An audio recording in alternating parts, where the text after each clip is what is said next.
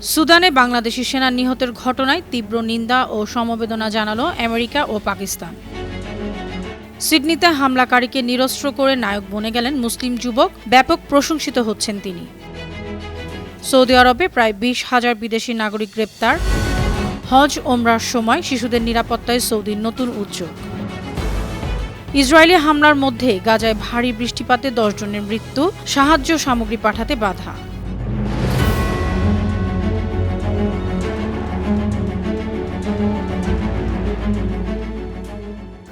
শুনছিলেন সংবাদ শিরোনাম। সবাইকে স্বাগত জানাচ্ছি বিশ্বজুড়ে প্রতিদিনে বিশ্বের বিভিন্ন প্রান্তের সবশেষ তথ্য জানাতে আপনাদের সঙ্গে আছি আমি অনন্যা চৈতি। দক্ষিণ সুদানের ড্রোন হামলায় 6 জাতিসংঘ শান্তিরক্ষী বাংলাদেশি সেনা সদস্য নিহতের ঘটনায় বাংলাদেশ সরকার ও জনগণের প্রতি সমবেদনা জানিয়েছে আমেরিকা ও পাকিস্তান। রোববার এক্স পোস্টে যুক্তরাষ্ট্রের আরব ও আফ্রিকান বিষয়ক সিনিয়র উপদেষ্টা মাসাদ বোলেস বলেছেন, সুদানের জাতিসংঘের ঘাঁটিতে হামলা শান্তি ও নিরাপত্তা রক্ষার আন্তর্জাতিক প্রচেষ্টার চরম অবজ্ঞা। অন্যদিকে হামলার নিন্দা জানিয়ে রোববার পাকিস্তান সরকার বলেছে, শান্তির সেবায় বাংলাদেশি সেনাদের সর্বোচ্চ আত্মত্যাগকে সম্মান জানায় তারা। 2019 সালে ওমর আল বশিরকে ক্ষমতাচ্যুত করে সুদানের সেনাবাহিনী ও RSF। পরে ক্ষমতার দ্বন্দ্বে এই দুপক্ষ বিরোধে জড়িয়ে পড়ে। ইহুদি ধর্মীয় উৎসব হানুকাকে কেন্দ্র করে ভারতে উচ্চমাত্রার নিরাপত্তা সতর্কতা জারি করা হয়েছে। হানুকা উপলক্ষে দিল্লি, মুম্বাই ও বেঙ্গালুরুতে ইহুদি সম্প্রদায়ের বিভিন্ন স্থাপনায় বড় ধরনের সন্ত্রাসী হামলার পরিকল্পনার তথ্য পেয়েছে সে দেশের গোয়েন্দারা। এ কারণে নির্দিষ্ট কিছু স্থানে নিরাপত্তা জোরদার করা হয়েছে। 8 দিনব্যাপী ইহুদি উৎসব হানুকা আজ শুরু হয়েছে। ইতিমধ্যে অস্ট্রেলিয়ার সিডনির বন্ডাই বিচে এক ইহুদি ধর্মীয় অনুষ্ঠানে গুলিবর্ষণের ঘটনায় বিশ্বজুড়ে উদ্বেগ ছড়িয়েছে। হানুকার সূচনা উপলক্ষে সমুদ্রপাড়ে আয়োজিত ওই অনুষ্ঠানে 2 বন্দুকধারী হামলা চালালে 16 জন মারা যান।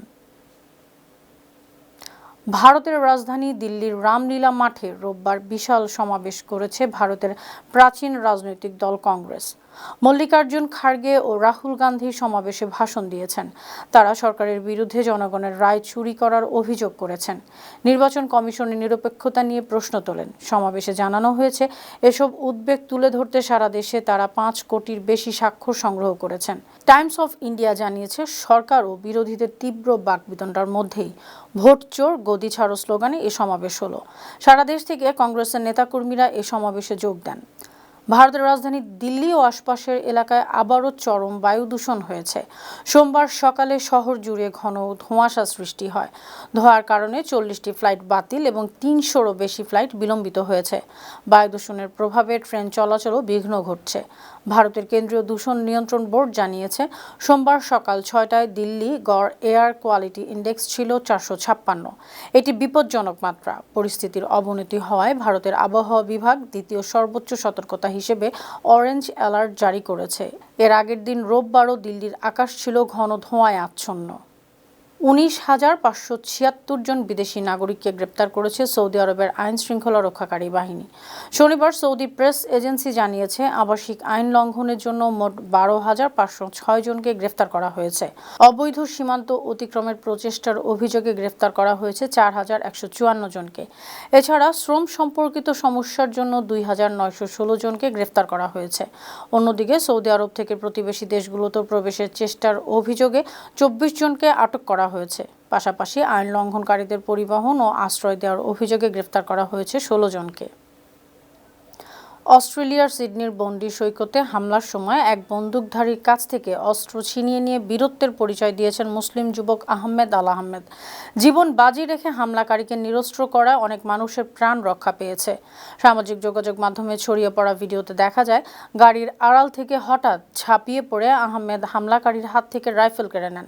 তার এই সাহসিকতায় হামলার নৃশংসতা কম হয়। সামাজিক যোগাযোগ মাধ্যমে আহমেদ আল আহমেদকে নায়ক আখ্যা দিয়ে প্রশংসায় ভাসাচ্ছেন অসংখ্য মানুষ।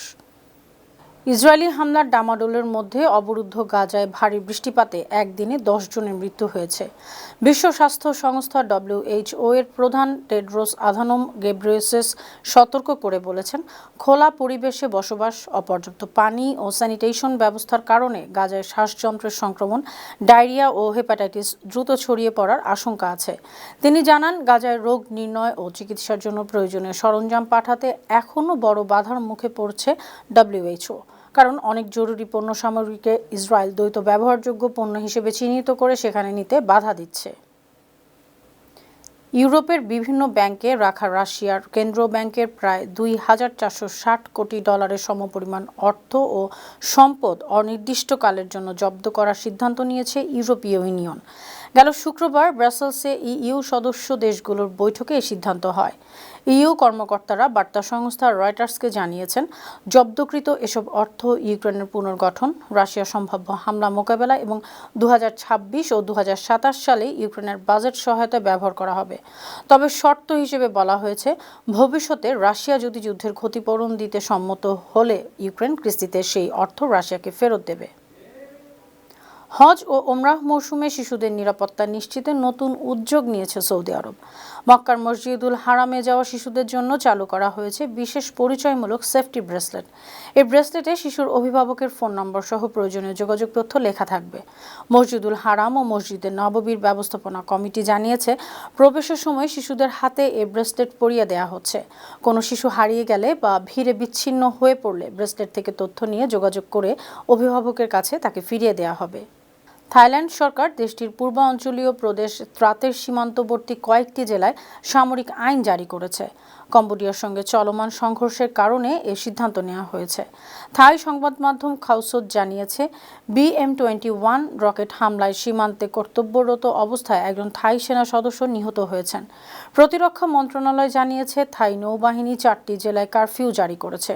নিরাপত্তা নিশ্চিত করতে আটক ও তল্লাশির বিশেষ ক্ষমতা দেওয়া হয়েছে। অন্যদিকে থাই নৌবাহিনী দাবি করেছে, তীব্র লড়াই করে তারা সীমান্তবর্তী কয়েকটি এলাকা পুনরুদ্ধার করেছে। মরক্কোর আটলান্টিক উপকূলীয় প্রদেশ সাফিতে রোববার মুষলধারে বৃষ্টির কারণে আকস্মিক বন্যায় কমপক্ষে 37 জন মারা গেছেন, আহত হয়েছেন 32 জন। রাজধানী রাবাত থেকে প্রায় 300 কিলোমিটার দক্ষিণে সাফিতের রাস্তায় কাদা জলের স্রোত গাড়ি এবং আবর্জনার বাক্স ভাসিয়ে নিয়ে গেছে। সোমবার মরক্কোর রাষ্ট্রীয় 2M টিভি এ খবর জানিয়েছে। কর্তৃপক্ষ জানিয়েছে, ঐতিহাসিক পুরাতন শহরটিতে কমপক্ষে 70টি বাড়ি এবং ব্যবসা প্রতিষ্ঠান প্লাবিত হয়েছে। আটলান্টিক উপকূলের বন্দর নগরীর রাস্তাঘাটে যান চলাচল বন্ধ হয়ে গেছে। আগামীকাল মঙ্গলবারও সারা দেশে আরও ভারী বৃষ্টিপাতের পূর্বাভাস দিয়েছে দেশটির আবহাওয়া অফিস। ভারী বর্ষণের কারণে দক্ষিণ আমেরিকার দেশ বলিভিয়ার পূর্বাঞ্চলের সান্তা ক্রুজ অঞ্চলে ভয়াবহ বন্যা দেখা দিয়েছে। এতে 7 জনের মৃত্যুর খবর পাওয়া গেছে। নিখোঁজ আছেন কমপক্ষে 20 জন। চীনের রাষ্ট্রীয় সংবাদ সংস্থা সিনহুয়ার বরাতে জানা গেছে, টানা অতিবর্ষণে নদীর বাঁধ ভেঙে পড়ায় বিস্তীর্ণ এলাকা প্লাবিত হয়েছে। এতে সরকারি স্থাপনা ও 2টি সেতু ধ্বংস হয়েছে। 100-এরও বেশি মানুষ পানিবন্দী হয়ে আছে। ক্ষতিগ্রস্ত হয়েছে প্রায় 600 পরিবার। পরিস্থিতি সামাল দিতেও উদ্ধার তৎপরতা চলছে। বন্যার ভয়াবহতা বিবেচনায় প্রেসিডেন্ট রদ্রিগো পাজ সরকারি প্রাসাদে সংকট কেন্দ্র স্থাপন করেছেন। সুপ্রিয় দর্শক, এই ছিল আজকের বিশ্বজুড়ে প্রতিদিনের আয়োজনে। দেশ বিদেশে বিভিন্ন খবর নিয়ে আবার আপনাদের সামনে হাজির হব। সে পর্যন্ত ভালো থাকুন, সুস্থ থাকুন, বানু টিভির সঙ্গেই থাকুন। ধন্যবাদ।